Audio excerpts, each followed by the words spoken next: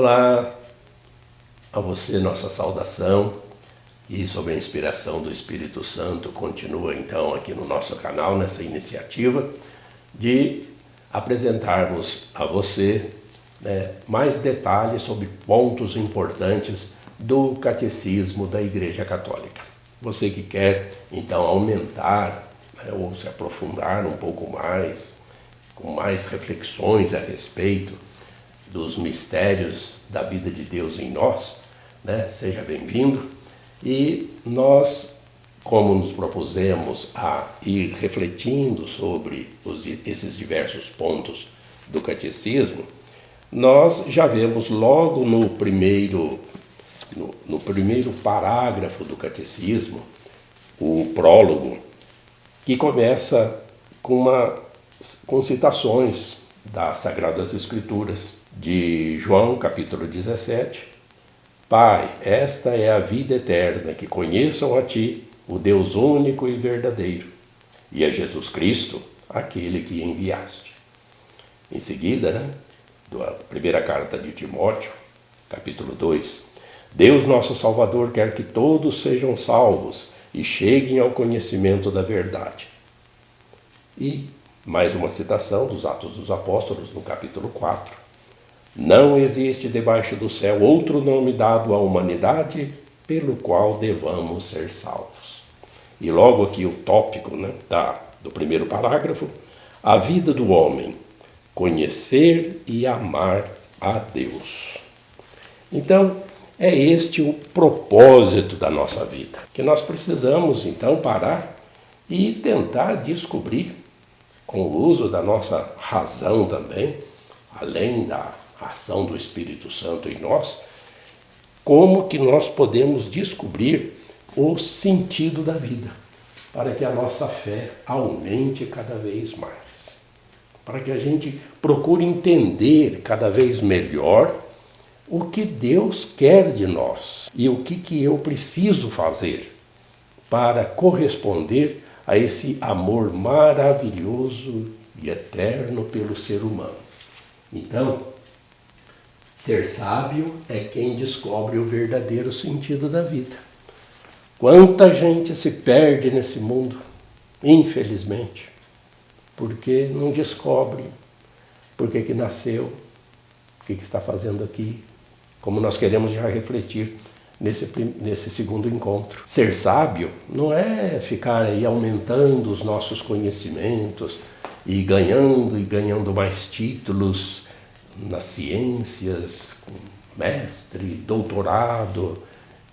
Nem sempre é assim que a gente consegue a sabedoria.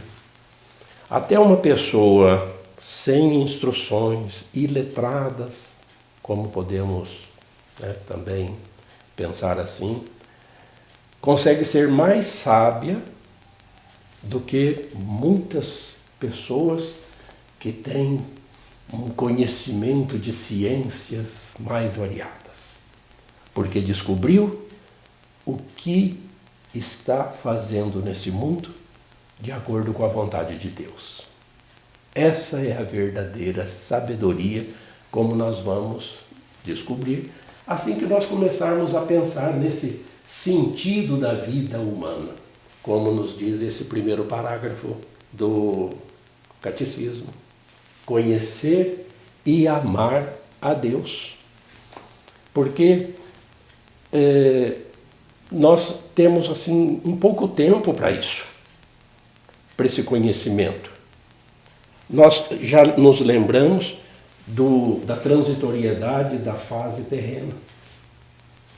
Nós nascemos, como a gente pode dizer, nascemos sem querer. Não é por querer que a gente nasce. A vida é um dom de Deus. E se a gente nasceu, a gente já pode começar a questionar a razão dessa vida, desses poucos anos que a gente passa aqui na Terra. Mesmo que a gente viva 120 anos, conforme nós vamos refletir ainda várias vezes, diante da eternidade, O que são 120 anos? Ser sábio é descobrir também isso, que a vida não termina com a morte. Essa questão morte assusta tanta gente. Jesus, inclusive, vai nos dizer para a gente não ter medo. Olha, Deus estaria brincando com a gente. A nossa razão nem consegue entender isso. Para que nascer, passar por tantas contrariedades, sofrer tantos obstáculos, tantas dificuldades, tantos problemas que acontecem durante a nossa existência terrena, para depois tudo acabar com a morte? Morreu, acabou, não tem mais nada depois. E olha, são bilhões de pessoas que já passaram pelo planeta Terra, aqui já moraram, aqui já viveram e não acreditaram na eternidade da vida. Deus estaria brincando com a gente, deixando-nos nascer, passar por tantos problemas, tantas dificuldades, ou então muitas pessoas que conseguem, né, por mais prazeres, viver com todas as delícias que esse mundo lhes possa oferecer, mas depois, vivendo como aqueles pagãos que diziam assim: comamos e bebamos, porque depois morreremos. O que adianta a gente acreditar em Deus, né? Os ateus que infelizmente não têm essa sabedoria de procurar a verdade a respeito da nossa existência. Essa questão da vida que a gente ganha de Deus é um dom de Deus. A vida é um dom de Deus. A gente ganhou esse dom. E a vida é dele, viu? Nós vamos conseguir, em encontros futuros, aprofundar mais ainda esse conceito. A vida não é da gente. Eu não posso dizer, a vida é minha. Cada um cuida da sua vida, que eu cuido da minha. Cuida da sua vida. A vida não é da gente, a vida é de Deus, é dele. Ele nos deu e nós vamos ter que devolvê-la. Nós vamos ter que devolvê-la e ainda prestar contas do que a gente fez desse dom aqui na Terra. É sério essa questão da vida e morte do ser humano. Porque ser sábio é descobrir também que a morte não é o fim. A morte não é o fim. A nossa vida é interminável. Deus nos deu a vida para sempre. É um dom especial só para o ser humano. Exclusivamente para o ser humano que ele tanto ama. Qual é o desejo de Deus? Nós vamos também refletir nesse encontro. Esse dom não é, a gente ganha, mas ele não é. Ele não é nosso, apenas somos administradores do dom da vida. Administradores. Saber administrar essa nossa vida de acordo com o que Deus quer. Ora, então, não tem como você querer, por exemplo, já aqui adiantando, né, algum assunto que nós vamos refletir mais para frente, não tem como você pensar que você manda na sua vida de modo que você pode, inclusive, estabelecer o seu fim. No caso do suicídio. Claro que na nossa doutrina católica é inconcebível esse ato, Claro que nós vamos ainda refletir melhor sobre isso, mas você não tem o direito de tirar a própria vida. Essa é a doutrina. Não temos esse direito, porque a vida não é nossa. Deus nos deu e nós a devolvemos quando Ele quiser. É assim. E, portanto, não adianta, digamos, uma pessoa achar, essa vida está muito difícil, eu não estou aguentando, eu vou acabar com tudo, e aí, por algum meio, vai procurar tirar a sua vida, não vai conseguir. A pessoa apenas vai terminar essa sua existência terrena, mas faz parte da nossa profissão de fé, a nossa fé na ressurreição, ao sair dos túmulos e continuar a nossa existência por toda a eternidade. Então é importante que a gente continue a pensar nisso em encontros sucessivos, para que a gente, sabendo dessa transitoriedade, da fase terrena da nossa existência, nós a saibamos conduzir. De modo que a própria razão pode nos ajudar a pensar nessa questão da nossa existência terrena. Essas perguntas são milenares, desde a filosofia grega. Elas já são feitas há milênios. Por que nascemos? Para que vivemos? Para onde vamos? São sempre perguntas que estão nas mentes de toda a humanidade e que a filosofia procura respondê-las todas também com o uso da razão. É claro que graças a Deus, a esse amor misterioso e infinito que Deus tem pelo ser humano,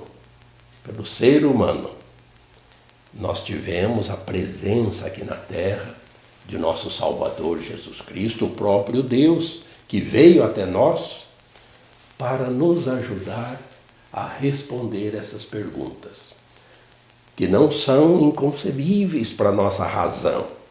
Ratio é uma palavra em latim, ratio. A gente escreve ratio, mas em latim esse TI se pronuncia como um C, ratio. Daí vem a palavra razão, raciocinar, raciocínio. O ser humano é a única criatura que tem essa faculdade divina de raciocinar, de pensar, e que vai nos levar a novas atitudes, o correto uso da razão.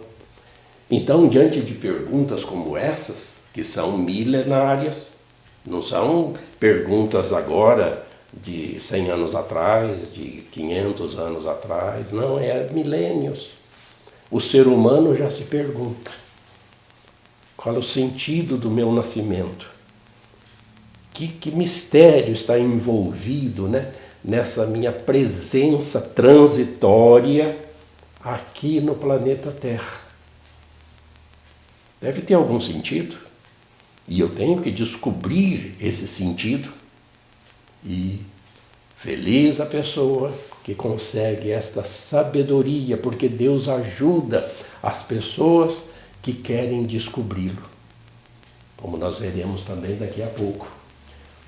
O sentido da nossa vida, o que fazer da nossa vida, para que a gente tenha essa graça do amor de Deus no dia a dia da nossa existência. Essas preocupações que nós temos, desde a nossa infância, quantas pessoas, né, já começam com enormes tribulações, dificuldades, obstáculos, inclusive de doenças.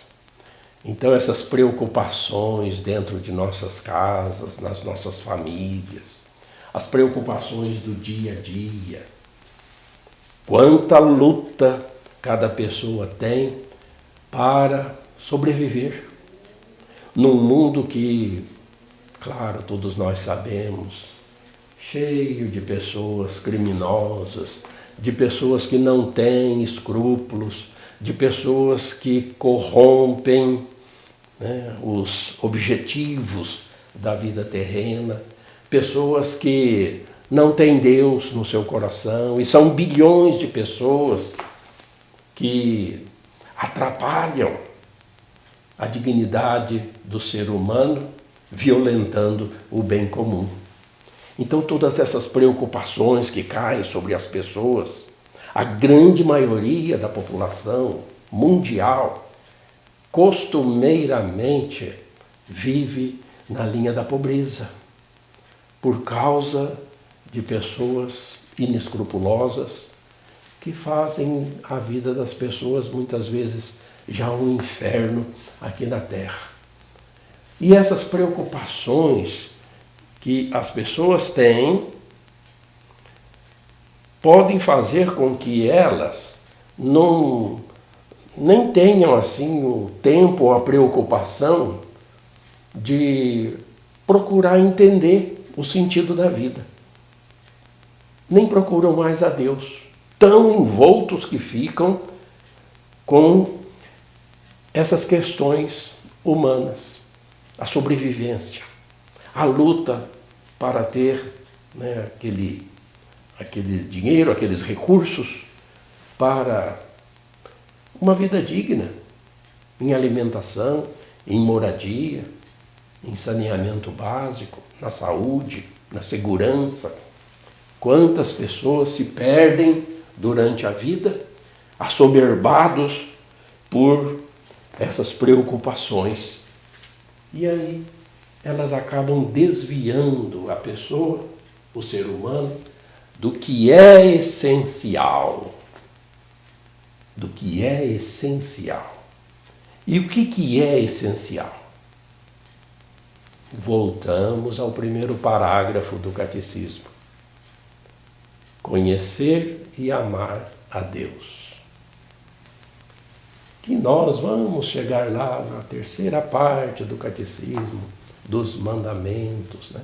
Logo primeiro, amar a Deus sobre todas as coisas, custe o que custar. Tenhamos todas as dificuldades da vida, mas não podemos perder esse foco, o foco do amor de Deus. É esse o ponto da salvação que Jesus veio nos mostrar. Buscai as coisas do alto, tudo mais vos será dado por acréscimo. Temos melodias, temos reflexões inúmeras sobre isso que é o essencial do ser humano.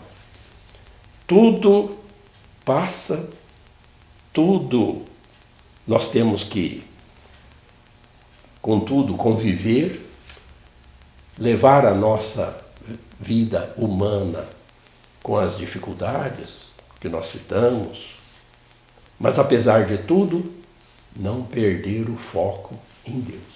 E isso é ser sábio.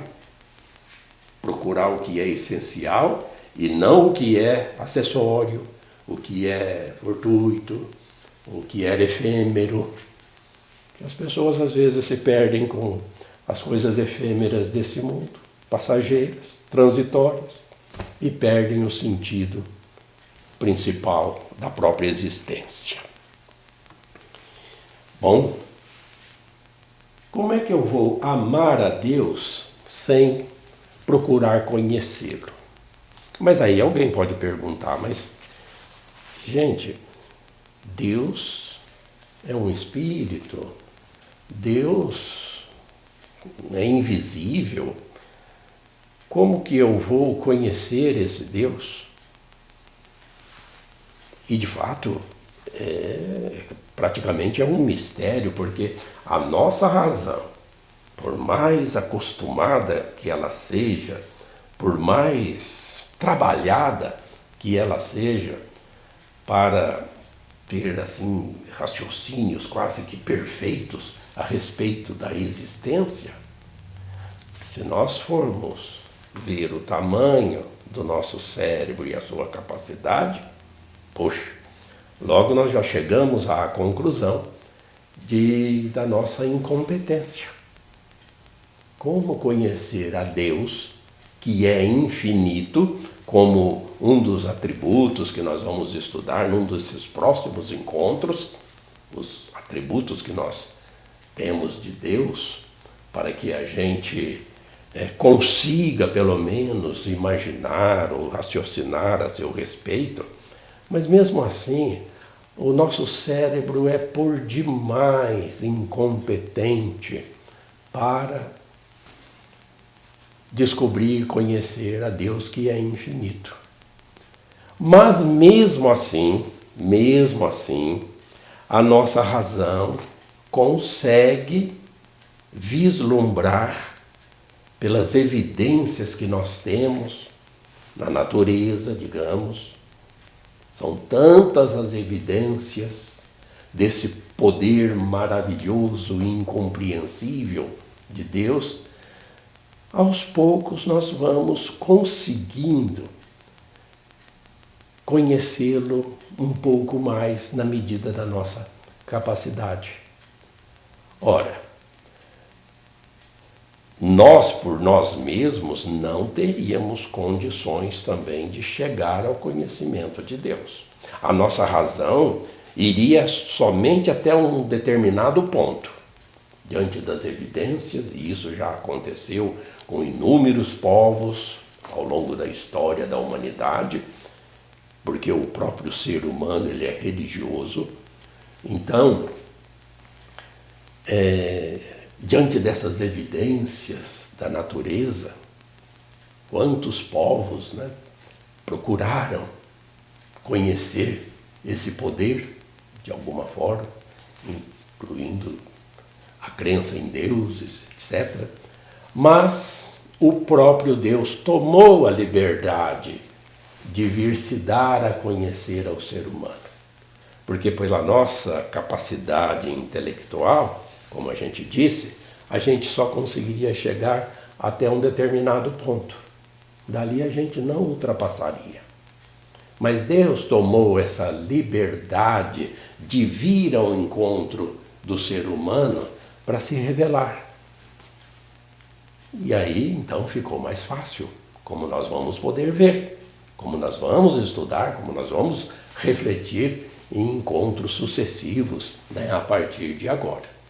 Então, tem sim como a gente conhecer um pouco mais de Deus. E aí, nossa, feliz de quem conseguir melhorar esse conhecimento, porque quanto mais conhecer, mais vai amar a Deus. Isso não tenhamos dúvida. Conhecendo Jesus Cristo, por exemplo. Conhecendo Jesus Cristo, nós vamos conhecer como que Deus é. Não é difícil, não. A vida de Cristo está aí para que nós possamos, com base na sua história de vida, na sua presença aqui na Terra, há 2000 anos, mas mesmo agora, com a sua presença conosco na Terra, porque Ele continua na existência, Jesus é Deus, né? Então, a gente conhecendo a Deus, conhecendo Jesus Cristo, nós vamos melhorar o nosso conhecimento de Deus. É uma questão de fé. O que é crer? Porque nós vamos começar os nossos estudos estudando a profissão de fé. E que começa com a palavra creio, credo. Credo em latim, credo, o latim tem como português, assim como nós nos verbos temos a terminação sempre mudando, conforme a sua declinação. Amo, amas, ama. Amamos, amais, amam. Sempre muda a terminação, O latim é assim. O português, a língua portuguesa, é filha do latim, assim como o francês, o espanhol e o italiano. Então, as declinações do latim também são assim. A palavra credo, credis, credit, credimus, creditis, credunt. É a conjugação, é a declinação do verbo credere no presente. Então, a palavra credo significa creio. Quando a gente vamos rezar o credo, a gente está falando uma palavra em latim, que hoje está também no nosso idioma. Mas é um ato de fé. O que é ter fé? Crer. Crer também é um dom de Deus. Deus nos dá a possibilidade de crer ou não crer. Inclusive, nós citamos aqui uma passagem do livro do Eclesiástico, no capítulo 15, versículo é o 17 ou 18, nós temos aí essa citação. Diante do homem estão a vida e a morte, o bem e o mal, e ele receberá aquilo que preferir. Olha esse dom perigoso, inclusive, que Deus dá ao ser humano. Ele deixa o homem escolher o que ele quer fazer da sua existência. Porque Deus não quer escravos. Deus quer que pessoas livres o aceitem e creiam nele. Mas ele não obriga. Ele não obriga a pessoa a se salvar, a ser salva por Jesus Cristo. Não. Se ele quiser, Deus deixa a liberdade para o ser humano. Então, o homem é criado por Deus e para Deus. Por isso, em toda a história, ele sempre é atraído para ele. A gente veio da mente de Deus. Num dos próximos encontros, nós vamos também falar sobre isso, né? Às vezes a gente diz assim, quando a pessoa morre, voltou para os braços do Pai. Voltou. Porque nós viemos de Deus e somos destinados a voltar para Ele. Só a pessoa é que pode ir contra esse desejo de Deus pelo uso indevido, inclusive, da sua liberdade. Então é melhor que a pessoa se esclareça a respeito do uso dessa liberdade para não se perder. Na verdade, Deus quer você para Ele. Ele o criou para isso. O homem é um ser religioso. Ele é capaz de entender por evidências racionais que ele existe. Nós já falamos, adiantamos isso há pouco tempo, alguns minutos atrás, quando a gente diz que pelas evidências, inclusive da natureza, de toda a criação, a gente já é capaz de entender que existe um ser inteligentíssimo, né, todo-poderoso, que cuida de tudo com tanta harmonia, com tanta perfeição. Por amor interminável, Deus se antecipa, se revela à humanidade, dá-lhe um dom, a fé. Ele vem ao nosso encontro, na pessoa do Filho, que nós vamos refletir muito sobre isso nos estudos do Credo, e ele nos dá, então, esse dom de crer ou não crer. O que Deus quer? Ele quer que o ser humano, por livre escolha, vá morar com ele eternamente. É isso que Deus quer da pessoa humana. Que ela descubra o sentido da sua vida. Que ela não se perca na vida terrena, que é transitória, que passa logo, mesmo que sejam 120 anos de existência aqui na Terra, passa muito rápido, né? Quando vê, está terminando, está na hora de ir embora. E Deus quer que você volte para os braços dele, de onde você veio. Mas ele não te obriga. Por isso, você crê ou não crê. É você que escolhe. Se você resolver crer, e é uma atitude pessoal, Ninguém crê por você. Não adianta o marido obrigar a mulher a crer. Ela pode até fazer isso, ou vice-versa. A mulher querer que o marido creia, ou querer que os filhos creiam, ou os filhos quererem que os seus pais creiam. Pode ser até da boca para fora. Mas crer ou não crer é uma decisão pessoal. Se você resolver crer, eu creio, pronto, ninguém tem mais nada com isso. Deixa eu com a minha fé, respeitem a minha fé. Eu resolvi crer, eu decidi crer. E é assim que eu vou pautar a minha vida. E para que a gente tenha, né, todo esse conhecimento, a gente consiga descobrir o verdadeiro sentido da vida, nós temos 3 vias. A tradição, que nós vamos conversar sobre isso muitas vezes.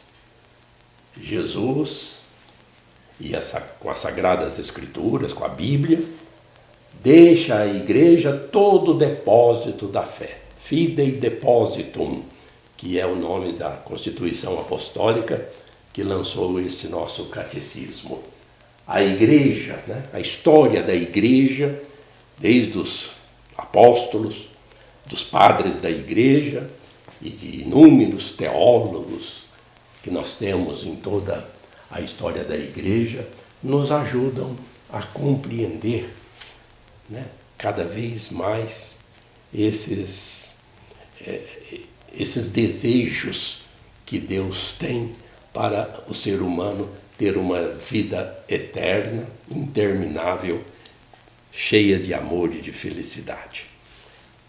A Sagrada Escritura, que já no próximo encontro nós vamos dar algumas sugestões de como você localizar rápido algum livro da Bíblia. Eu acho que vai ser muito interessante a gente fazer já uma introdução à Sagrada Escritura no nosso próximo encontro, porque vai ser a base dos nossos estudos, e o magistério da igreja, com tudo o que a igreja, nós temos na profissão de fé, né, toda a nossa fé na igreja, através de escritos, da sua teologia, da sua história, dos concílios ecumênicos. Nós temos esses dogmas, essas verdades que nos foram reveladas e que nós as seguimos. E, aliás, é esse o nosso propósito, de que nós tenhamos cada vez mais um aumento da nossa fé. Por isso a razão também do título, né, desses nossos estudos: Senhor, aumentai a nossa fé através da ação do Espírito Santo em nós. Continuaremos, né, no próximo encontro, então. Ficam todos aí convidados a permanecer conosco em nosso canal. E que Deus os abençoe.